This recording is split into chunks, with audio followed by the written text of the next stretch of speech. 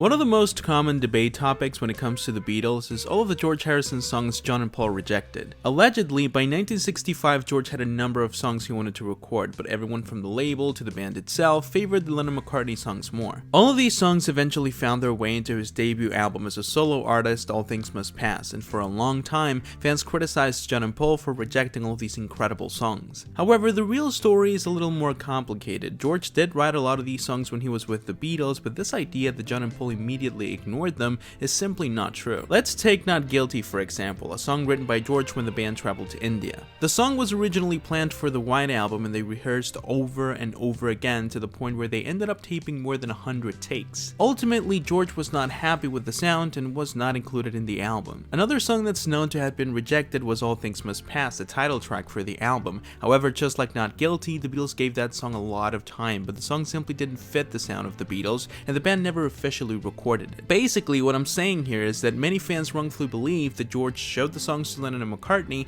and they simply said no. But in reality, most of the time they did give the songs a lot of attention, but George simply didn't feel good about the takes and ended up saving the songs for later.